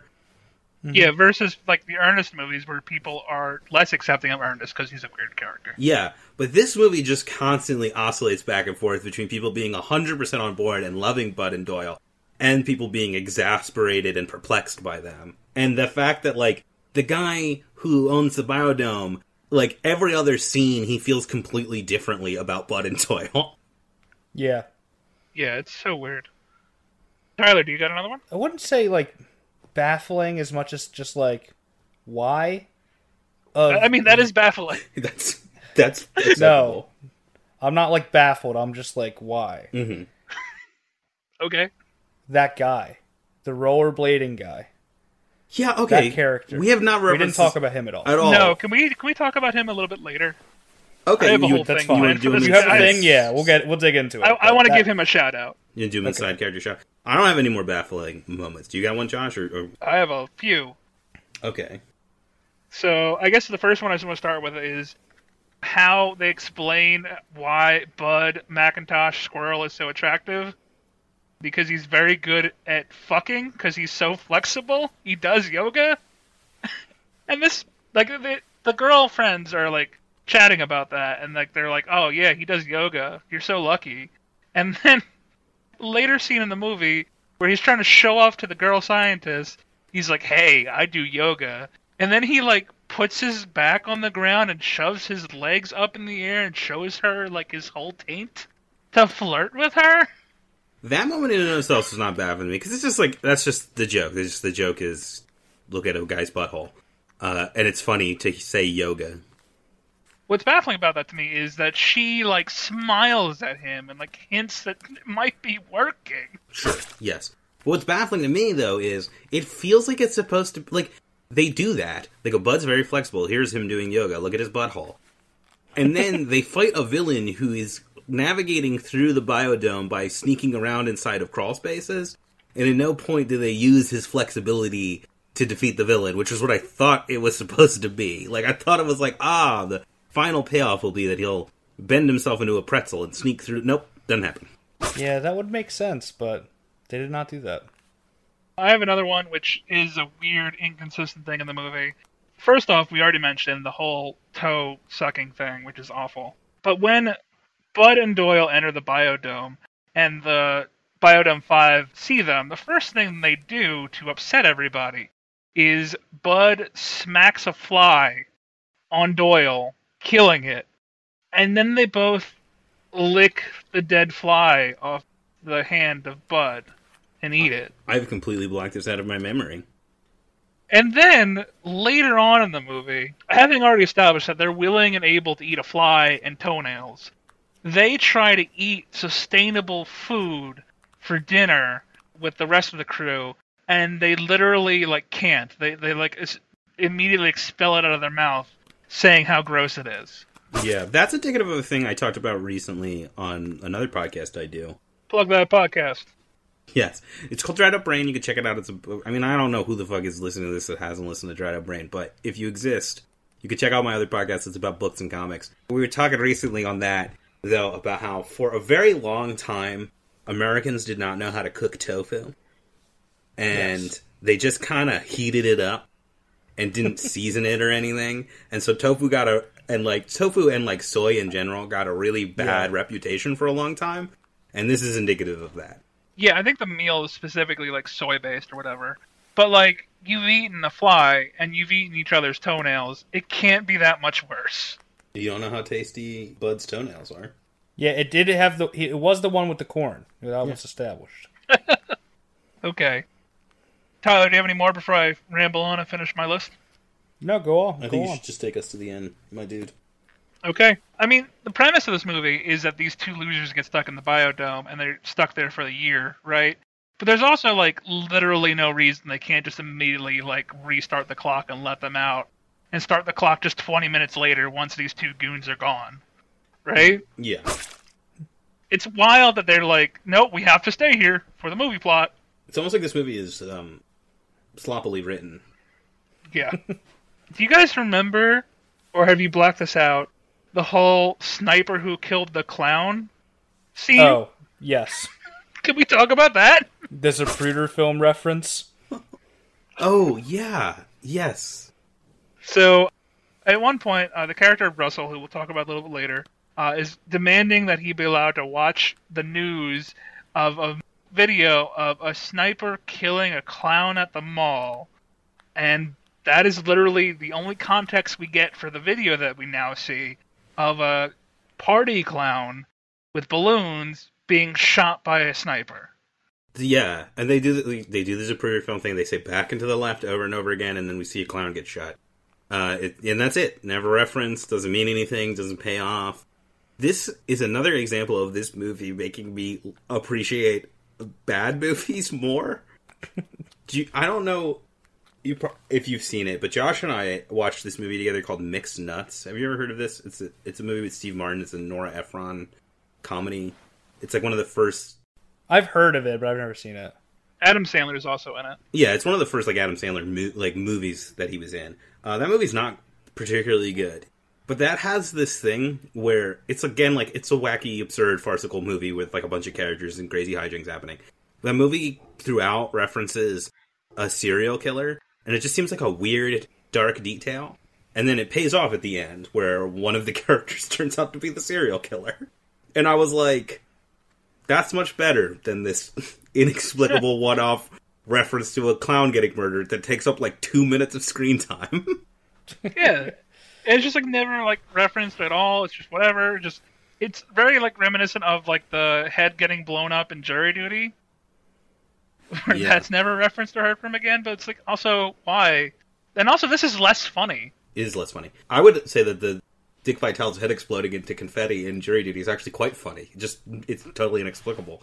Have you, though, recently been seeing fucking, like, Geico commercials with Dick Vitale in them? No. I've seen that commercial. He's in, it's like Geico or Progressive or something. I'm pretty sure it's like a car insurance commercial. I've seen it, like, 8 times since we recorded the episode about Jury Duty, and every time I'm disappointed that his head doesn't explode into confetti at the end of the commercial. Oh, no. Okay, I got 2 real quick ones and then we're done. And then we can move on to essentials. I want to talk about the long, like overly long, scene where everybody's just tonguing the glass. Yeah. Like, that lasted like at least 5 minutes of them just literally putting their like tongue and lips on the glass between Bud and Doyle and their respective girlfriends. And it lasted like to the point of like, can we just like move on and do something else now? The joke has been done. Yeah, they really thought that image was incredibly funny. It's not really. It's not really that funny. No, it's not. And then finally, when Faulkner goes insane and becomes this like person of spelling out in like blood and whatever, I am God, I still dream, and all this other stuff. That was good. That's okay. The I still dream spelled in blood on the floor is such like a wild, unsettling like image. It's like something you'd see in like a horror space game like Dead Space. Yeah, or like an episode of Hannibal. Yeah. It's wild. But I wanted to just say specifically, like, part of his evolution to a villain is that he uses chemicals to create an egg that explodes, and then that's it. We eventually just moves on to coconut bombs. But why an egg to start with? Why didn't he just start with a coconut? You're right. They go out of their way really to very much to show you this exploding egg. Yeah, and it doesn't matter ever. I totally forgot. Because it's not referencing it, I completely forgot about it once he's throwing coconut bombs around like he's on Gilligan's Island. Yeah, and like I thought it was funnier to me that it was an egg, right? Because like it's such a like tiny little thing, and then it transfers to coconut bombs, which are just less funny. And I don't know. But the egg was a smaller explosion than a single bomb. But he could have thrown like a carton of eggs. That would have been funny. Yeah, like I mean, like that whole would be cartons hilarious. of eggs, and they're doing like the football thing at the end where they're trying to catch a carton of eggs. It would have been hilarious. Yeah. But like coconut thing makes me think about Donkey Kong, and that's always fun. I guess. It also is very Green Goblin-esque. Okay, so we're done with that. Let's go into essentials. Yeah, wait. Before I we wanna- do that, I just have something to say, which is that Oh, okay. we really caused some trouble in that bubble bath. Woo! Ba-da-ba-ba-da-ba. Doyle. All right. You want to move on to essentials? Let's move on to essentials. I think we'll only have to cover half of the essentials list. We don't need to touch on the weasel part. Right. So I want to talk about the weasel part just for a second. I think we have to, since the next two films on our list are mockumentaries, I think we have to establish that the weasel's dead. There is no more weasel. The weasel was a thing for 2 movies, and that's it. It's gone. And as much as we loved that character of the weasel, I don't think we'll ever come back to it unless we do it in our final pitch. But like for the rest of these movies, the weasel's dead, and it's very sad. That's The fine. weasel has been juiced. The weasel has become Jeus. Jeus. The Weezer has become the Wheeze. Yeah, I'm fine with that. Like, that's fine. I understand that era ended. I do think we should keep the list there. 1 as a memorial, and 2 in case we want to, which we probably will, incorporate the weasel into our final pitch. But yeah, that era lasted 2 movies, and it ended, and I definitely thought it lasted way longer, which was the entire reason we did this season. But whatever. So, do we want to list off the weasel essentials, or just move on to the grungy asshole essentials that we came up with last episode? Let's just dive into the grungy asshole essentials. We don't need to talk about something that was irrelevant to this movie. Okay. The first grungy asshole essential that we decided upon was the get-by-quick scheme, where Pauly Shore's character needs something to help him live his life with minimal effort. Does that happen in this movie? Kind of, but not really. Not really. I mean, he's not trying hard. Yeah, and the whole reason they get in the biodome is by accident. This would make this... Okay, this definitely needs to stay on the essentials list, though, because if this was part of the movie, it would make it much better, I think. If the plot was that they were trying to get into and stay in the biodome because it was somewhere where they could live for free, Yeah. they would have a motivation, and there would be stakes, and I think that would have improved the movie. Yes, I agree with that. Okay, the next essential is 90s slacker, which I think is covered by both Bud and Doyle in this movie. Yeah, absolutely. They're definitely that Yes. slacker archetype, for sure. Okay, now we have little regard for authority, but also willing to work with authority. Yeah, this is like a weirdly consistent thing. This has been in all of these kinds of these movies. It again happens here. They have little regard for authority, and then they team up with the other people in the biodome to save the biodome at the end.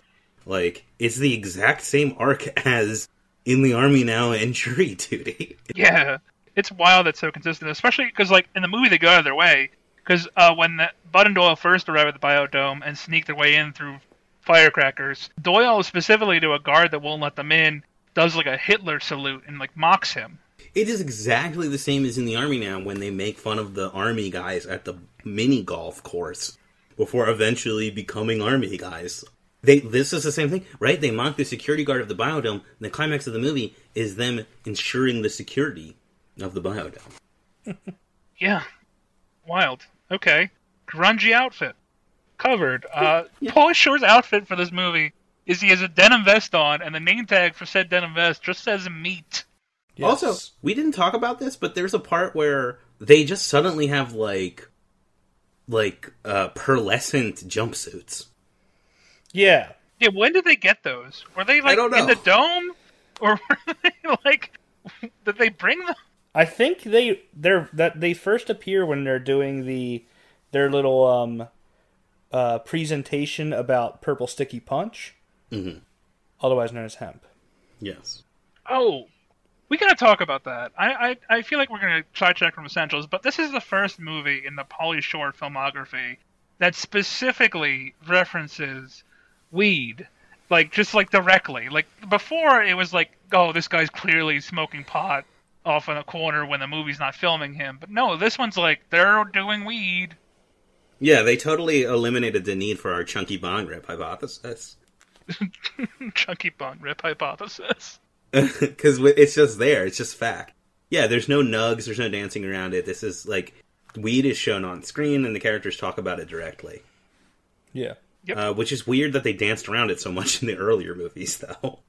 Yeah, especially because, like, we're still in the 90s, right? Like, these movies have just been, like, every single year afterwards. So, like, I don't know, what's so different about 96 than 95?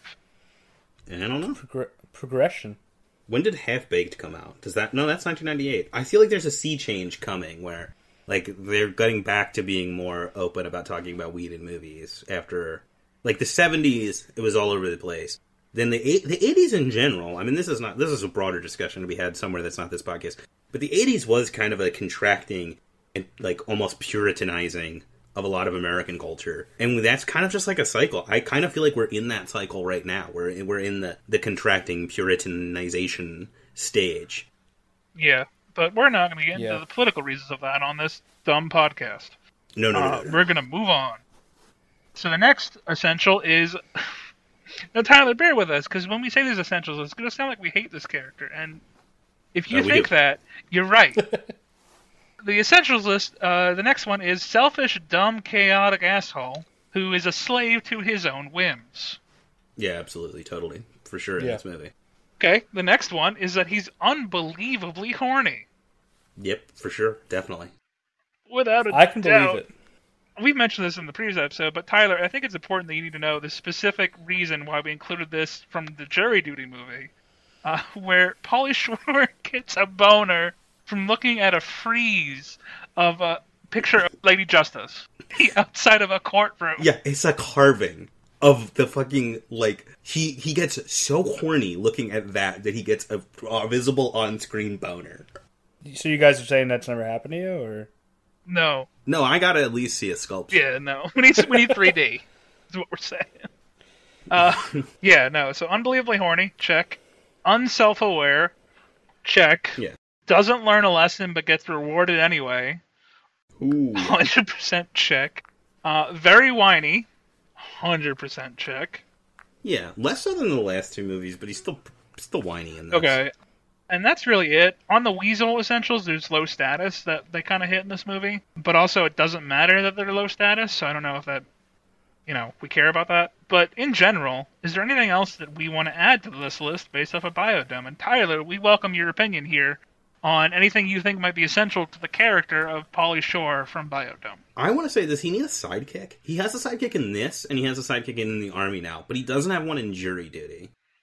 Okay. So, I have ranked Jury dog. Duty as a better movie than this. So, I don't think so. Because in the two movies where it has a sidekick, in this movie with Doyle, and in the Army now with Andy Dick, they're both worse than the movie where he doesn't have a sidekick, and he's still this grungy asshole. Well, I want even more specifically, I think his sidekicks in both movies suck. Yeah. So what are you saying, that he needs a sidekick that sucks, or are you saying that he needs a sidekick in general, and maybe it just needs to be a better sidekick? I'm not saying anything. I was just asking because it is a thing that's been in two of these movies. I was just prompting the discussion about it. My take is, no, he doesn't need a sidekick. I agree. I got nothing really to add to this one. I feel like we really nailed down. Do we think that he needs to have a dog? No, hear me out. We do like the one where he has the dog the best. Yes, exactly. And we did like the dog part of this movie, as brief as it was. Exactly. Do we think that maybe he needs a sidekick, but that sidekick is a dog?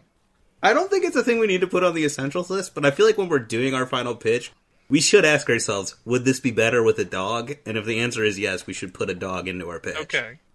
Like an inexplicable dog scene, at the very least. Yes, at least that. So, should I write down an inexplicable dog scene? No. You sure? Just put it in the back of your memory. Put it in your back pocket. Yeah. Don't write it down, but put it in your back pocket. If we don't remember it, it's not going to be essential. But we'll remember it. I'll remember it. Someone will remember it. Okay. So that's it for the essentials. Tyler, it sounds like you don't have anything else to add. No. Nate, you got anything else? No. I just look at this and I'm like, I look up at our essentials for the Weasel and I look down at this and I'm like, Oh boy. It's just like my heart drops. It's like, it's so bad. Yeah, we're going to have shit to work with when we do our final pitch, but we'll see how that goes. You know what, though? No. That's stinking thinking. I'm excited because this is a challenge. We're going to take this list of traits of a character that sounds fucking awful, and we're going to make a good story for it. Okay. Here's the problem with this. The problem with this is there's one element of this essentials list that I feel like we're really going to have to discuss the conflict between essential and good story, because doesn't learn a lesson but gets rewarded anyway is scary to me as a person who has rambled endlessly about story structure and character arcs on this podcast. That is poison, and we're going to have to talk about whether or not we need to take that poison. Okay, well, that is a conversation that we will dread for another day. For right now that we have finished essentials, we would move on to Nug Watch, where we watch for instances of Nug and try to figure out what Nug means. But since the Weasel's dead, I think we also have to declare Nug Watch dead. The Nug Watch has ended. Long live the Nug Watch. We have to go beyond the wall. Okay, that means it's time to move on to Quote Corner, right around the corner. And as per usual, I did not write anything down. I want to tell you all that my notes for this, here's what my notes are. It says dog shaving, and it says Dr. Faulkner, villain turn, and then an enormous drawing of a beaver with like a sad man face. Sick. Good notes. That's all my notes are. Okay. So yeah, let's go to Quote Corner. Tyler, you kind of stole the best quote of this movie earlier with the whole "if you were yogurt," which will forever baffle me. So maybe it does belong in the Baffle Dome. I think I earned that 100%. So 100%. saying I stole it. I mean, you carried that with you for years. So if anything, I was going to steal it from you, and you just smacked it out of my hands. So yeah, good on you. I would have fought you. I have a few couple ones, and then we'll just move through this quick. But Tyler, I want to offer it to you again. Do you have any other quotes from this movie that stuck with you? I do have one, and I feel like it's probably on your list. That's cool. Let's do it. Well, I guess two involving the same character. Okay, why don't you give one of them? I'll give one of mine, and then we'll go back to you. Okay. So, the Bud's girlfriend's mom's boyfriend character? Yeah. Who, I don't think you ever see the mom on screen, but this guy's in the movie a lot. Yeah, he's got like 3 distinct parts in the movie. Says that he can't go to the bathroom because he hurt his bladder in a rollerblading accident. Yep. I don't have the quote written down. Do you have it written down? That's just the gist of what he says. The girlfriend of Bud character, what's her name? I feel like she should have a name, but I don't know it. We can just call her Joey Lauren Adams, because that's the actress's name. I don't remember her character's name. Oh, her name's Monique in the movie. Yeah. So Monique walks in the room, and she's like, I want to watch TV. Why don't you go to the bathroom or something? And he's like, I can't go to the bathroom after that rollerblading accident. That character is so weird. I mean, I assume we're going to do side character shout-out, and we'll talk about how weird that fucking character is. But that character is bizarre. Yeah, for sure. That is a good quote, Tyler. My next one is Biodome.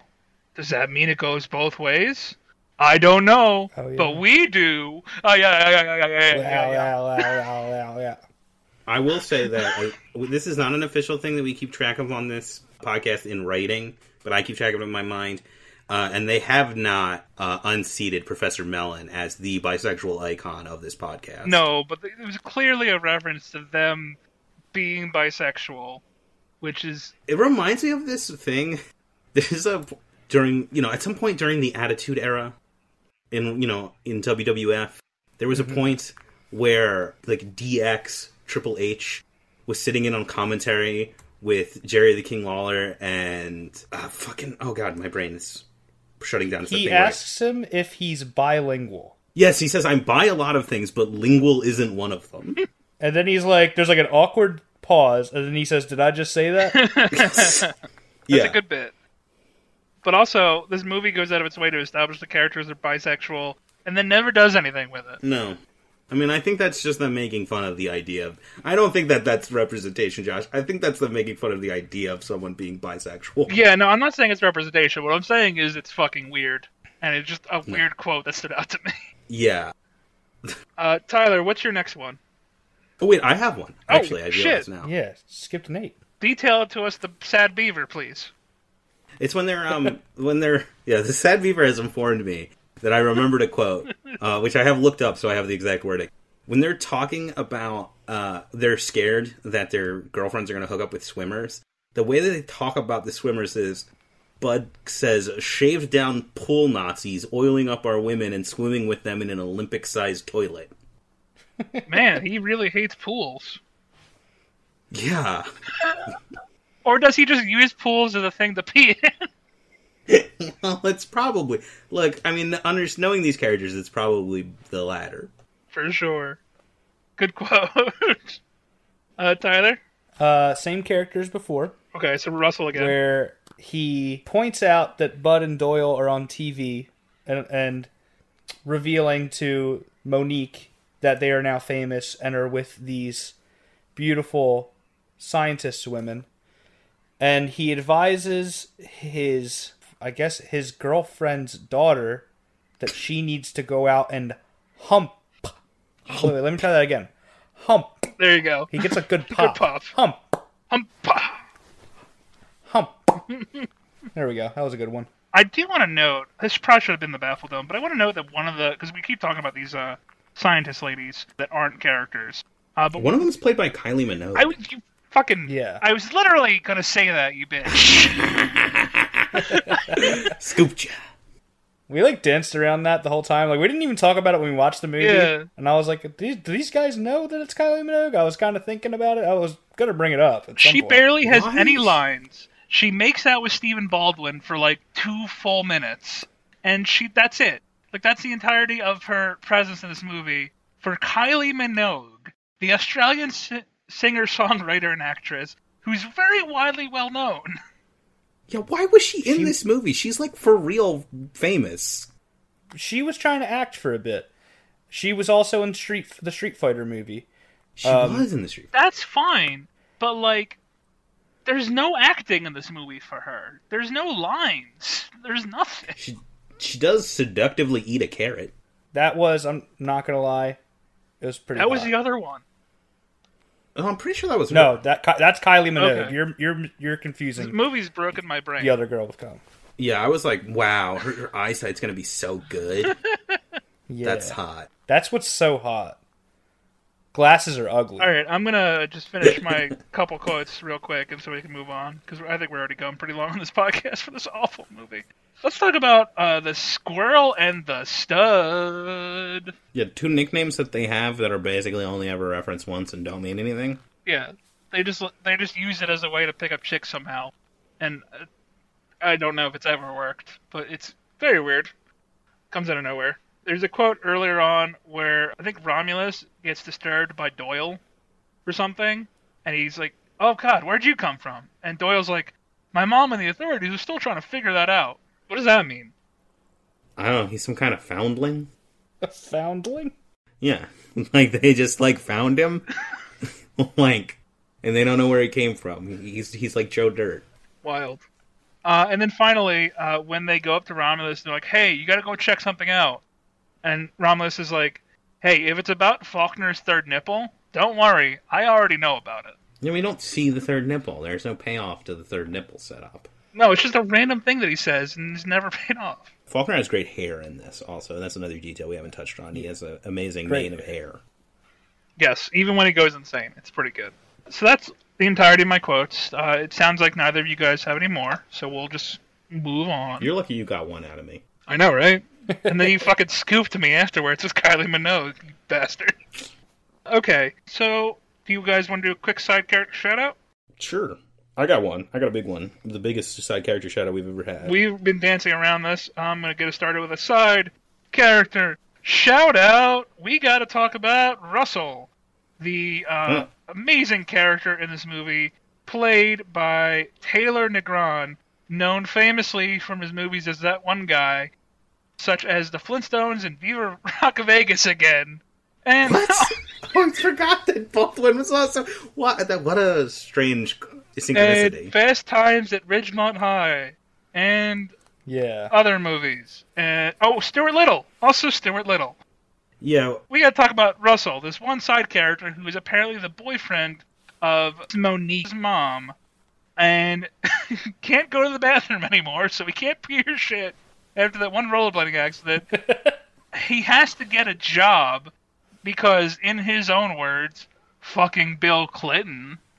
Mm-hmm. And encourages his stepdaughter to hump. And then calls himself a champion of saving the planet as he runs out of the biodome after the party so he doesn't get stuck in it. Yeah, he's inexplicable. He's in weirdly a lot of the movie. He has more relevance to the plot than, like, the girlfriend characters, kinda. A very strange character. Also, when he says fucking Bill Clinton, like, either Bud or Doyle is like, you fucked Bill Clinton? Yeah, there's some joke there. I can't remember exactly what it was, but I remember I chuckled. I was like, oh, that's funny. He fucked Bill Clinton. That's hilarious.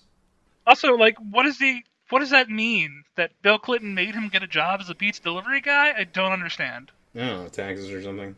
I know we're in the middle of this shout out to Russell, but we're talking about fucking Bill Clinton, so I gotta segue into another character shout out. Cameo by Bill Clinton's younger brother, Roger Clinton, who says he's gonna write a song about Bud and Doyle. I totally forgot about that. Oh yeah, that does happen.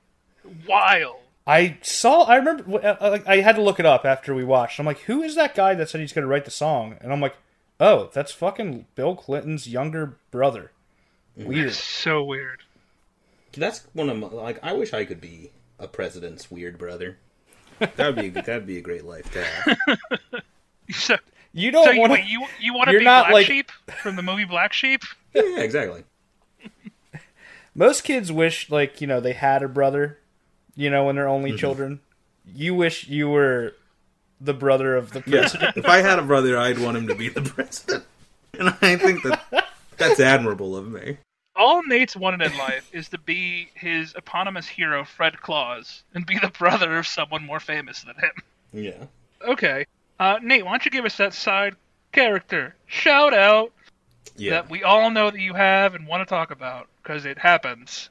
There's this incredible performance by a guy whose name I don't know, who appears in multiple scenes in this movie, always in the background, and he never says anything, but he's in all of these scenes. Anytime that the owner of the biodome shows up, there is a guy in the background who's this really big dude, like this very tall and imposing man with a mullet and a big push broom mustache and huge glasses in a suit.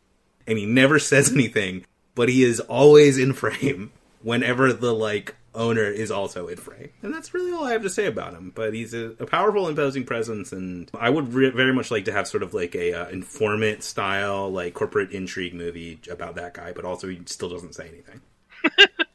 So it'd be like a Willy's Wonderland? Yeah, like a Willy's Wonderland cross with the informant. Oh, cool. I'd love that. Okay. Tyler, do you have any more shout-outs? Because I have one more. I also have one more. Well, give us yours. Because I want to give a shout-out, just a quick shout-out, because something has to be said about it. Shout-out to big character in this movie, Joey Lauren Adams' nipples. They were just out there. Yeah. Oh my god. Much like the large silent man following the owner of the biodome, whenever she's on screen, so are her nipples. Yeah. Yeah. She specifically was also in another movie around this time, Mallrats. I think Mallrats came out around like the same year or so, right? Yeah, around that. Like Would 96 so. or set 97, She was I think. in Mallrats as another like sexy off the side character that's just having a lot of sex. And we see her whole boobs at one point because she's in a changing room that Kevin Smith keeps accidentally getting thrown into. Her whole boobs, indeed. Yeah. So good on her for being pigeonholed into a thing where she shows... No, I feel bad now. Okay, moving on. If this podcast has taught anyone anything, it's that movies used to suck. And still do. I feel bad for that actress and hope that she's doing okay and wasn't constantly abused for her sex appeal. Anyway. Well, if it makes you feel any better, she did date Kevin Smith for a while. That makes me feel worse, actually. Yeah, it's terrible. Poor her. Okay. I'm surprised that neither of you guys gave this side character a shout-out. Because we have the first cinematic appearance of this side character, Tenacious D. Oh, yeah. There's a very brief early Tenacious D appearance where they're playing a song about saving the environment at the, Save the Environment rally that is then interrupted by the revelation that there is a party happening at the Biodome. I thought you were going to shout out Phil Lamar. I mean, we can shout out Phil Lamar. I don't have much to say about it besides he's in there. the movie for a second. Yeah, but he's very much in that category that is also occupied by B.D. Wong, where I am compelled to clap whenever I see him on screen. Or character actor Mark Boone Jr. Yeah, Mark Boone Jr., Phil Lamar, B.D. Wong. They're the Holy Trinity. The three most important actors in the world. Oh, and you love Jesse Plemons, too. Yeah, well, I'm a real Plem head. Plemon head. Plemon head. That's good. Okay, that is all I got. I think we're pretty much done here. Do you guys have anything else you want to talk about with regards to Biodome? Oh, I do actually have a thing. Oh, please. I do it for every movie I watch. I always end up on the IMDb page after I watch the movie and go to the trivia section because I'm a colossal dork. Not like us, cool guys. Yeah. No, Nate and I are real tiny dorks. We're so small you can't even see us. Yeah, we're micro dorks. Micro dorks. Apparently, the main characters of the film were initially pitched to be Dana Gould and Harland Williams. Weird. And they were given scripts, and this is when they were early about to break out in their career. They were just doing both of them just doing stand-up at this point, not really doing anything else. And apparently they were given scripts, and they had hung out and were running lines with each other for a month or two, and then a different director came in. And they're nah, we're going with these guys. I do have to correct you. At least one of them was doing something more than stand-up. Because a year prior to this movie, Dana Gould was Gex. He is Gex. I'm not going to argue that. But he's just doing his stand-up routine as Gex. I mean, well, that's true. Real. That's right. I guess, yeah, there really isn't much distinction between being Gex and doing stand-up. You're right. I do have to give you that. Well, that is an interesting bit of trivia. I don't know if this movie would have been better with those two characters than what we got. But it is interesting to think about. Yeah, that would have been weird. I don't know. I don't know if it would have been weird, because this movie itself is weird, so who knows? Both of them are better actors than Stephen Baldwin, so I think the movie would have been better at least a little bit. Alright, do you have any other interesting trivia, Tyler? I think that's all I got. I mean, I read all this trivia on here, other than Kylie Minogue calling this film her worst career move. Oh, really? Yes. Oh, good. Said it's the only thing she has done in her professional life that her father ridicules her for. Oh my God. I'll be real with you. I mean, she did make out with Stephen Baldwin. If either of you were in Biodome, I would not let it go. Nate, I'm going to be real with you. If I was in Biodome, I would not let it go. But I'm just saying, if I knew somebody was personally in Biodome, anytime they were oh yeah, I just got a pizza, I'd be did you pay for it with money from being in Biodome? Oh wow, okay. Now you'll never see Kylie Minogue with the same respect that you saw her with before. She'll always have that Biodome stank on her. Oh no. Well, I think that about covers it. So we have been through a terrible torment of this movie, and we'll forever be scarred. What is next, Nate? Pauly Shore is dead. Yeah, Pauly Shore, after Biodome, rightfully dies. That's harsh. And we'll watch that. So that should be fun. Tyler, it was wonderful to have you join us, and if you're interested in joining us for that, you are more than welcome. But if this has been more than enough for you, we understand. I mean, I gotta say, thanks for having me back. Always fun to be on the show. Love watching movies and talking movies with you guys. And I'm always here. If you want to invite me to any of them, I'm always down. Pauly Shore is dead. A movie that will probably not blow us away, but might. Who knows? Nate? Oh, wait, I want to say one last thing, which is I have just noticed now, being on the IMDb page for Biodome. Do you want to guess its Metascore on Metacritic? 0? Close. 2? 16. 1. 1? I don't think I've ever heard of another movie that's had a 1 score. I didn't think that was statistically possible. How does that even happen? I don't even know. Alright, well, on that note, nothing beside remains. Round the decay of that colossal wreck, boundless and bare, the lone and level sands stretch far away. Buddy? Bottom line is, man, just love one another, peace and stuff, alright? Word to the wind. Ace up. I'm out of here.